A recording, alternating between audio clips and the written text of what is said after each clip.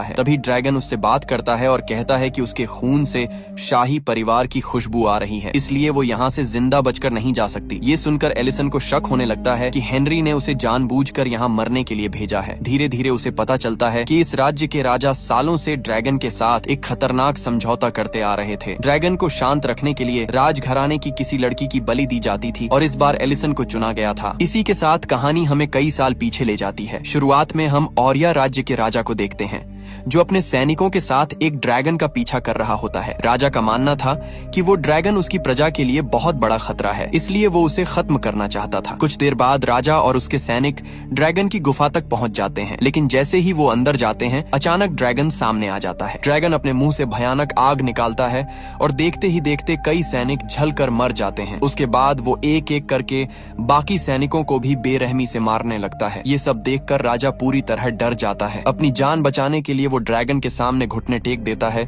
और उससे रहम की भीख मांगने लगता है। फिर सीन कई सदियों बाद का दिखाया जाता है, जहां हम एक छोटे से राज्य की राजकुमारी एलिसन से मिलते हैं। एलिसन किसी आम राजकुमारी की तरह आराम की जिंदगी नहीं जी रही होती, बल्कि जंगल में लकड़ियां काट रही होती है। उसके साथ उसकी छोटी बहन फ्लोरिया भी होती है। दोनों की बातों से पता चलता है कि उनका राज्य बहुत बुरी हालत में है। खजाना लगभग खत्म हो चुका है, लोग भूख से मर रहे हैं और सर्दियां भी आने वाली हैं। इसलिए एलिसन अपनी प्रजा के लिए खाने और लकड़ियों का इंतजाम करने में लगी हुई थी। लकड़ियां काटते समय अचानक एलिसन की नजर एक